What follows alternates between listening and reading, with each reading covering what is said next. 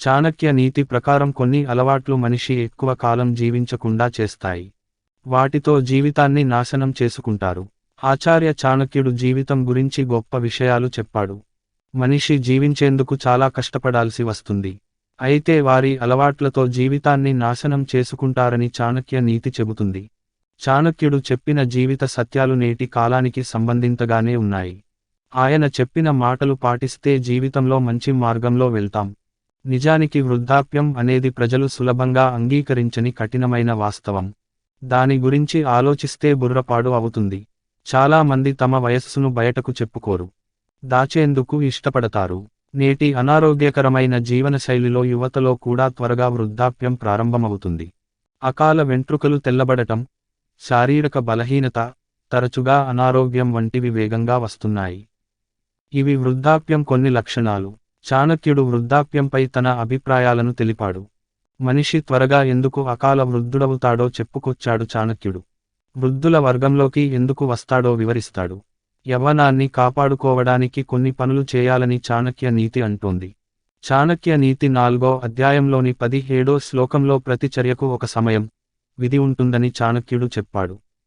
ఆహారపు అలవాట్లు పాటించకపోవడం, సమయానికి నిద్రపోకపోవడం వల్ల శరీరంపై ప్రభావం పడుతుంది.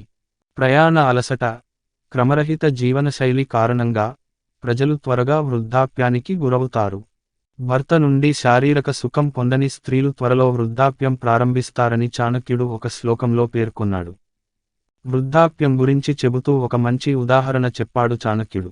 మనుషులే కాకుండా గుర్రాలు కూడా త్వరగా ముసలిపోతాయని చాణక్యుడు అన్నాడు.